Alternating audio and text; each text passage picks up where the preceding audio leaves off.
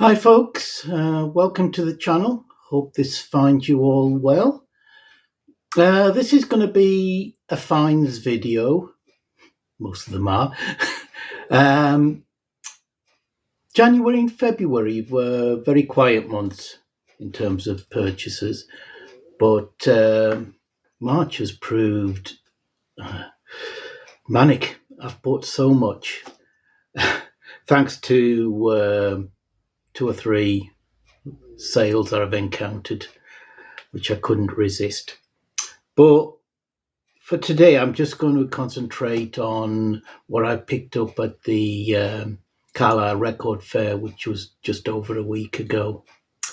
Bit of a mixed bunch, to be honest.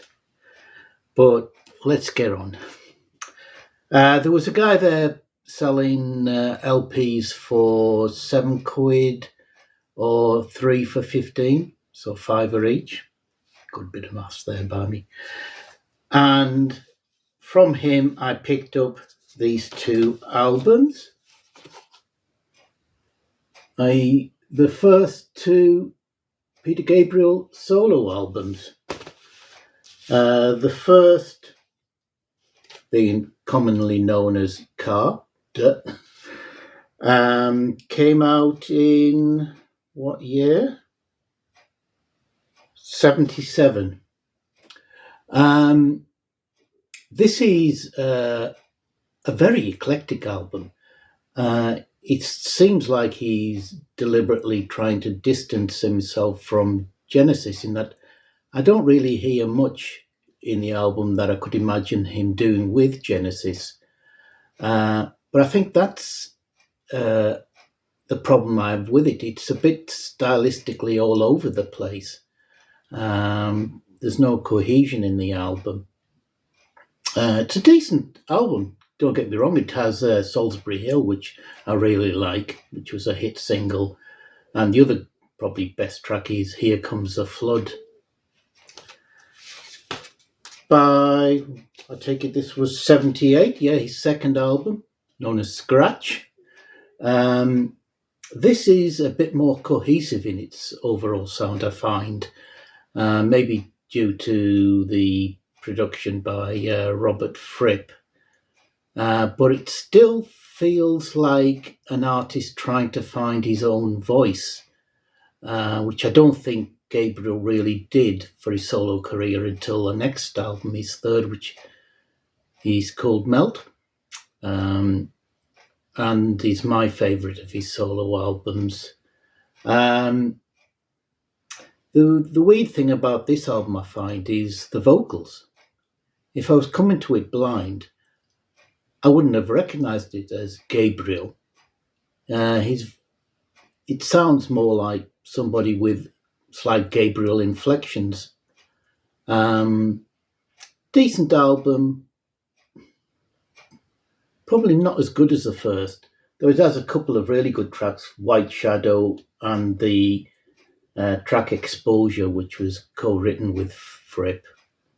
These are two albums which I think I'm going to have to live with a bit more to fully appreciate, which is going to be a common theme with these albums. I think I'm missing with both of these any inner sleeves or lyric sheets, which is probably why they've been sold at £5, but the vinyl themselves are in excellent condition. So, I was pleased to pick these up. When the flood comes, you have no home, you have no warmth. In the thunder crash, you're 1,000 minds within a flash.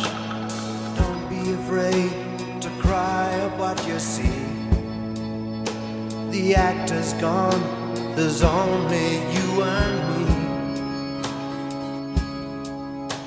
And if we break before the dawn, they'll use up what we used to be.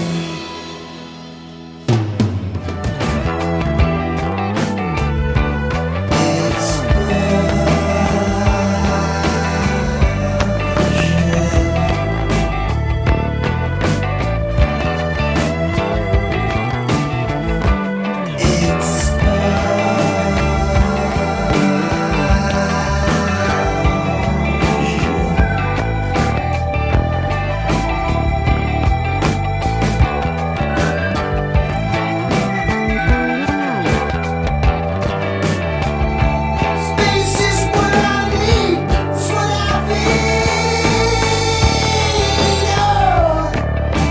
The next one was a major disappointment, I'm afraid.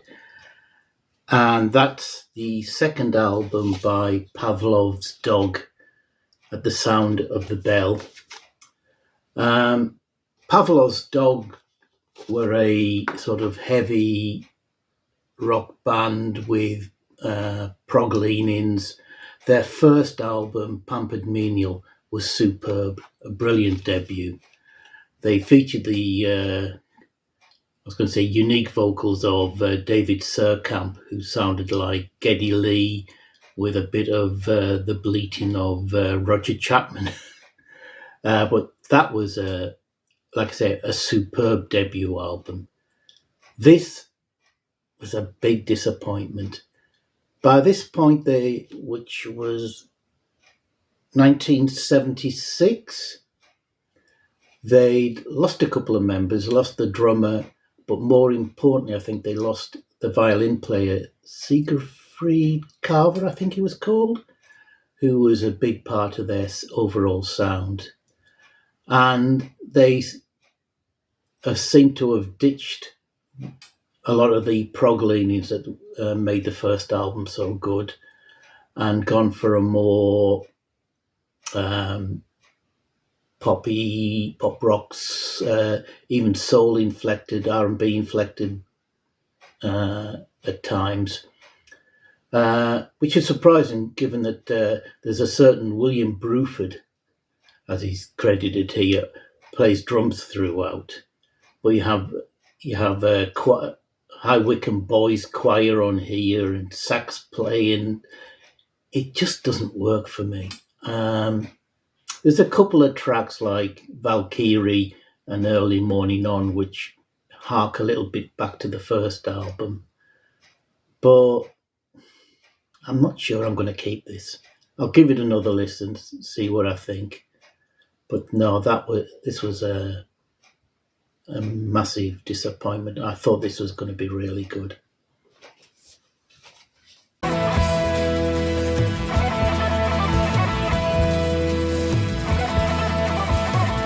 And here you are, away from us all, and all you got, champagne and tea for two.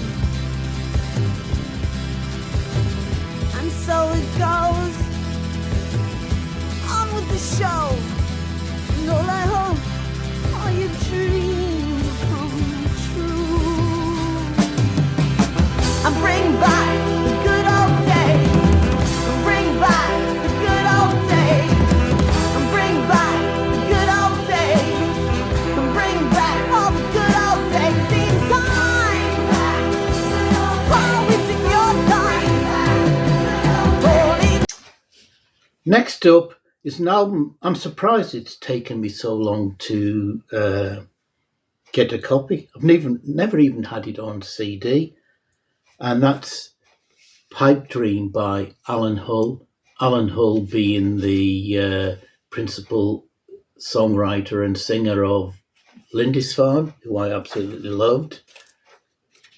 Comes with a stapled inner booklet with loads of photos. As I say, I was a massive fan of Lindisfarne, and I loved Alan Hull as a songwriter. This, I think, was recorded in, is it 73? Yeah, 1973 on the Charisma label. This was just when Lindisfarne had broken up for the first time. And like I say, it's his first solo album. It's got a beefier sound in the guitars and the bottom end than Lindisfarne. Even though you've got various members of Lindisfarne playing on here, like Ray Jackson and Ray Laidlaw. And you also have Ken Craddock, who I think joined Lindisfarne when they got back together. It's engineered by Roy Baker, so you can understand the beefier sound to it. But to be honest, I'd have preferred this done by Lindisfarne. I would imagine because they just split up, a lot of these songs would have appeared on the next Lindisfarne album. They're good songs, but I would have preferred that folkier, lighter tone of Lindisfarne. Though there is one absolutely classic Hull song, and that's United States of Mind. But no, a decent album. Again, another one I need to live with a bit more.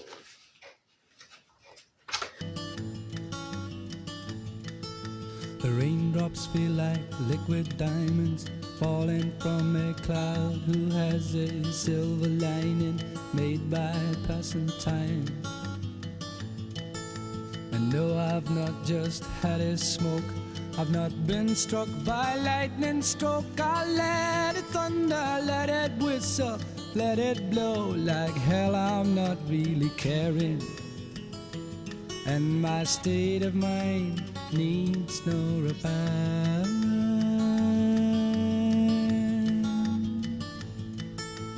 Yesterday was painted grey, and I found out no reliable way of knowing what tomorrow's colours might say. While heads around me turn and twist at situations that don't exist, I'll let it thunder, let it whistle, let it blow like hell, I'm not really minding. And my state of mind needs no defining. Moving on to the prog scene, as this is my want, we next have the album Down to Earth by Nectar.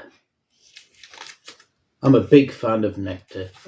This was, I think, their 5th album. It's a concept album based around, a loose concept based around a circus, a magical circus. By this, Nectar were a British band who resided in Germany and were closely associated with the krautrock scene. In fact, I included them in my krautrock collection videos. But for this album, they sort of ditched that sort of krautrocky space rock vibe that they had in the first 4 albums, and have gone for a more mundane, ordinary, sort of proggy pop sound to a large degree.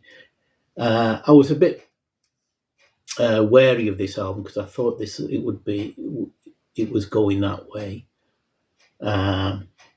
But it starts off quite strong with Astral Man, which is I think it was a hit single for them, or a minor hit single, which is a bit sort of glam rockish actually.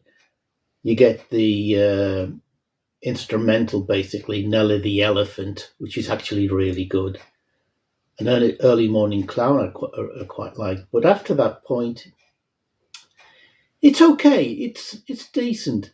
Another one I need to listen to a bit more, but not a patch on what had come before and what they did next with the next album, which was Recycled.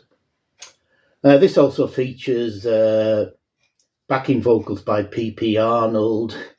You get a lot of brass on here again, and you get Bob Calvert as the ringmaster in a sort of cod German accent.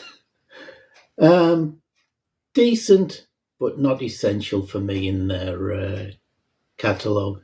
Though I must admit, reading about it, a lot of people love this album.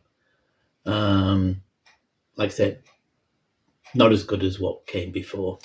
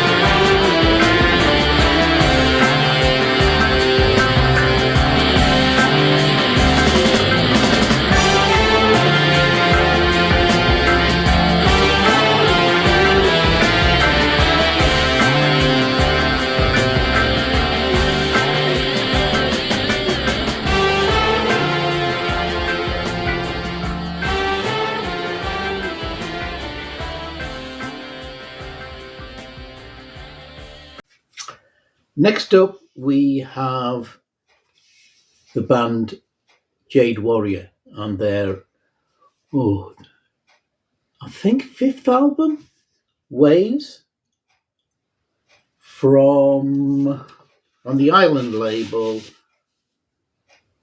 from 1975.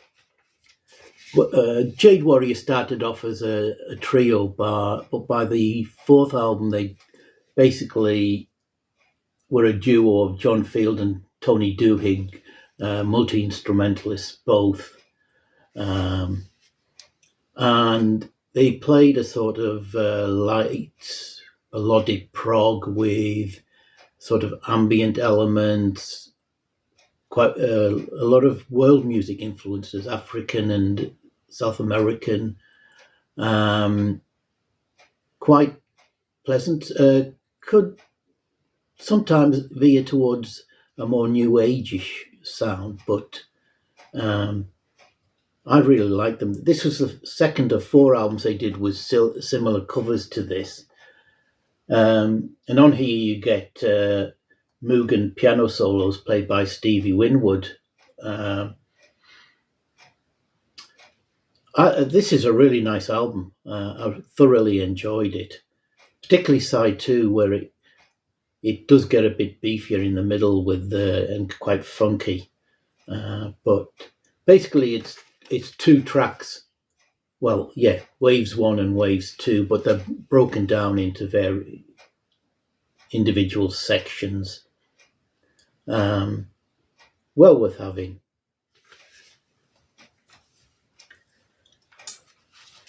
Next, we have Jethro Tull and their album A from 1980. Not considered one of their best albums by a long chalk. But I bought this because it's a really nice copy. It was only a £5. And I basically like just about everything that Jethro Tull does. So even one of their weaker albums still has a lot of strong moments. This is one where you can hear the 80s influences, particularly in the keyboard area. The band at this point was obviously Ian Anderson on vocals and flute, Martin Barr on guitar. You had Dave Pegg on bass. I think he'd just joined the band, Dave Pegg being the bassist with Fairport Convention, Mark Craney on drums, and Eddie Jobson on keyboards and electric violin, and he makes a big difference to the sound with his sort of digital synth. It's a good album. Like I say, it's not one of their best. Probably the best track for me was maybe Flying Dale Flyer. Quite like Black Sunday as well. Side one was better than side two for me. But no, I was pleased to have this. Bit of a completist, so I had to get this into the collection.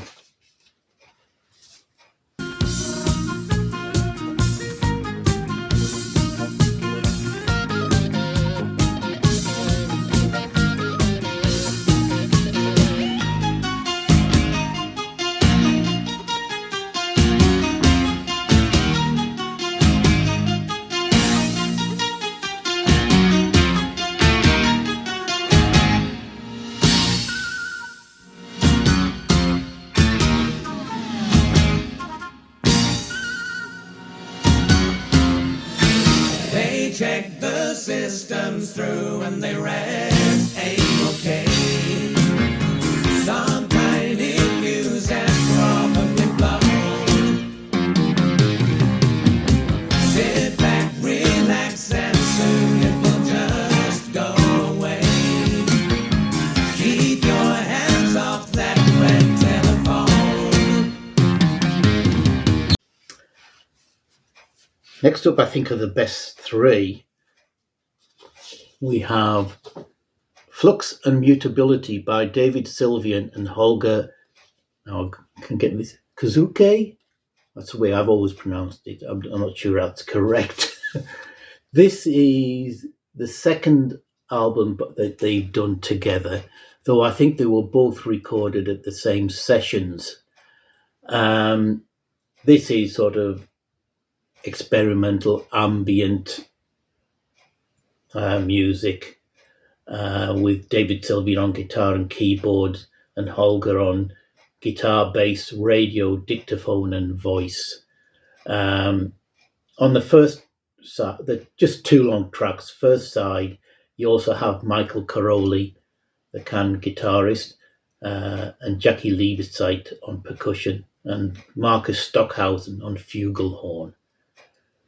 On the second side, it seems to be basically just David Sylvian on guitar and keyboards and Jackie Lieberzeit on African flute.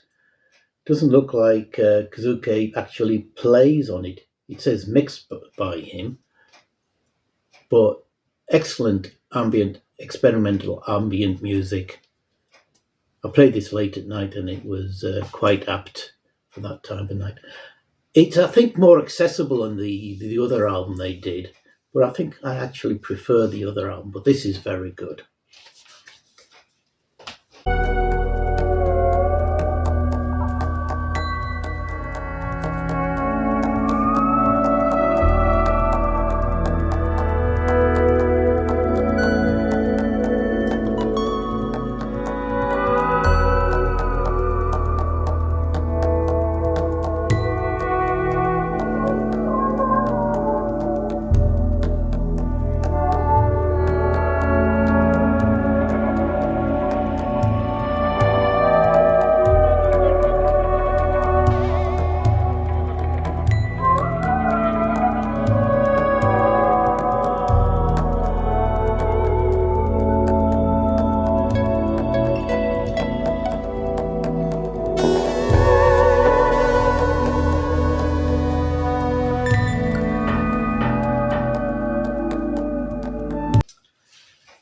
Next up, we have the Dutch proggers Finch, and what was their third album, I think their final studio album, Galleons of Passion. This is from 1977 on the Rockborough Records.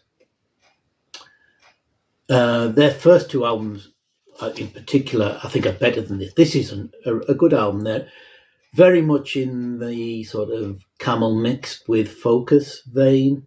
In fact, they've got a keyboard player who plays flute, so there you go. Instrumental, symphonic prog, with, like I say, with classical leanings in places. If you like Camel, if you like Focus, you're going to like these.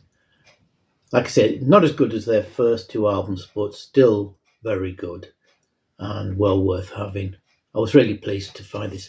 The seller had this ticketed as £22, but he knocked it down half price, so no brainer, had to get it. I wish I'd gone to that stall first because I didn't have much money left by that point. So I would have got a few more if he was knocking them all down to half price.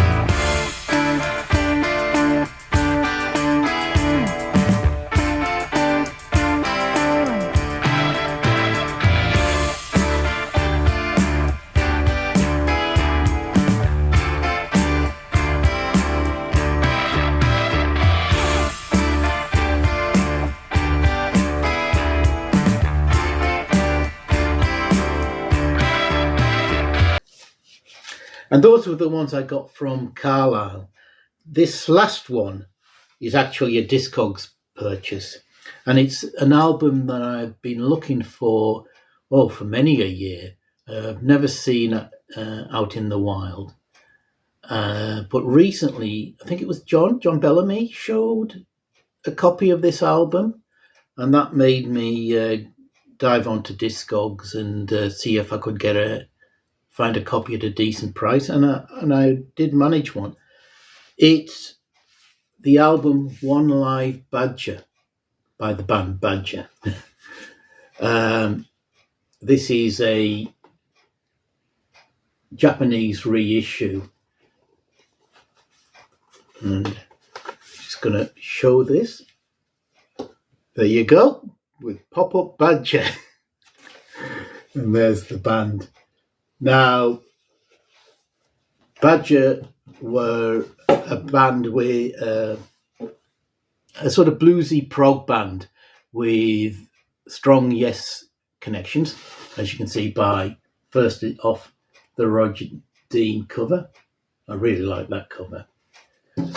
But also in the membership of the band, you had Tony Kaye on keyboards, who was obviously the keyboardist for Yes's first 3 albums, left after the Yes album.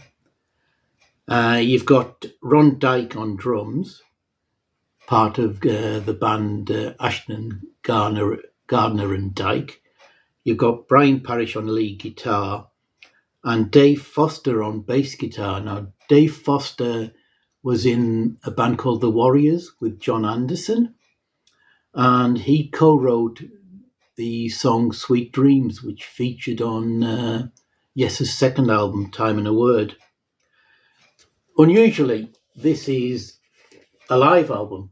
It's their debut album, which is, like I say, is unusual for a band to start off with a live album. But they were on EMI with Yes, and they were touring with Yes. This was recorded in 1972 at the Rainbow. Yes were doing the recordings for what would become the triple live album Yes songs. So it probably made sense and was cheaper to record Badger's set at the same time, which is what they did. This is, like I said, excellent bluesy keyboard-driven prog, great guitar playing as well on here. Co-produced by John Anderson. There's another Yes link. This is only the first of 2 albums they did.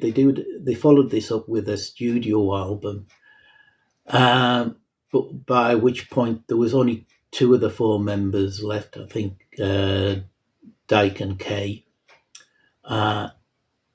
I heard that one a few years back, and I didn't like it at all. It had introduced more of an R&B soul element to it. It was produced by Alan Toussaint. I had backing vocals, brass, and what's his name? I've forgotten his name. I'll put it up if I can remember.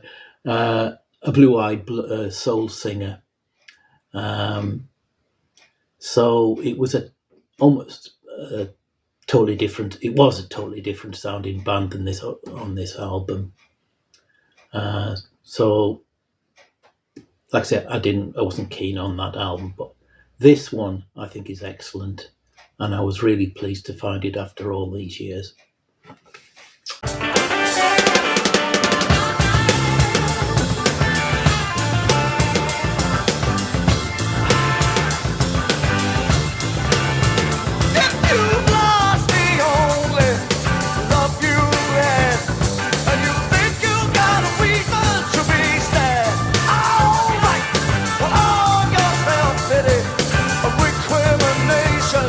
Don't have to make a mess of the 6